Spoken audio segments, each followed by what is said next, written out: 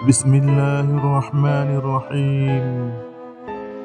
Assalamualaikum warahmatullahi wabarakatuh. Saudara seiman, berjumpa lagi di channel Satu Hadis. Semoga kita semua selalu dalam lindungan Allah Subhanahu wa taala. Pada kesempatan kali ini, kita akan membahas tentang kisah wanita cantik yang membuat Syekh Abdul Qadir Al-Jailani pingsan.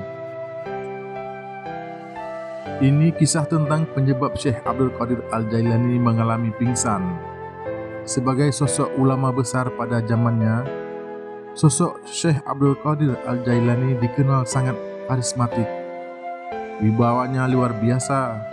Semua ulama mengakuinya.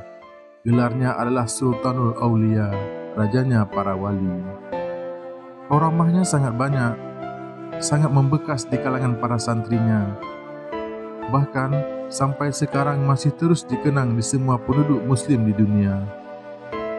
Kisah ini terjadi ketika Syekh Abdul Qadir Al-Jailani didatangi oleh seorang wanita yang mengadukan masalahnya. "Aku heran pada suamiku, padahal aku ini adalah wanita yang memiliki paras yang sangat cantik. Tapi kenapa suamiku masih melirik wanita lain? Kalau Anda tidak percaya, akan aku buka hijab wajahku." Wanita itu mengadukan nasibnya yang sangat tragis. Takdir kecantikan yang dimilikinya ternyata bukanlah kepastian takdir bahagia, karena sang suami ternyata malah menduakannya. Datang kepada Syekh Abdul Qadir Al-Jailani untuk mendapatkan solusi terbaik dalam hidupnya.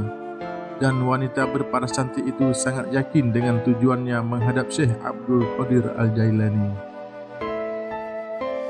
Tapi apa yang terjadi? Ketika wanita berparas cantik itu mengadukan nasibnya, seketika itu juga malah Syekh Abdul Qadir Al-Jailani pingsan. Wanita cantik itu dan para santri seketika juga kaget. Apa yang terjadi dengan diri beliau? Tidak lama kemudian, Syekh Abdul Qadir Al-Jailani sadar dari pingsannya.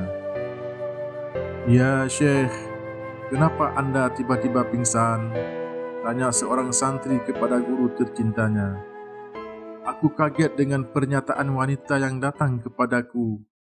Dia berkata, 'Aku adalah wanita yang cantik, tapi kenapa suamiku masih melirik wanita lain?'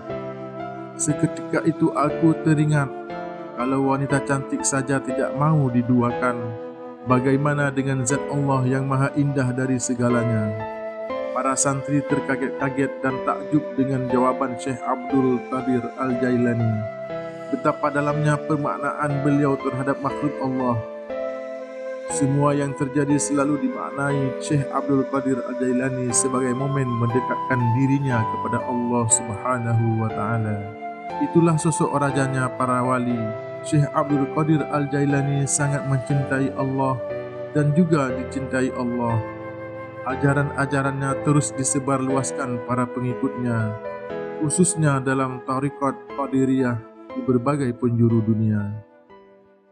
Demikianlah kisah wanita cantik yang membuat Syekh Abdul Qadir Al-Jailani pingsan.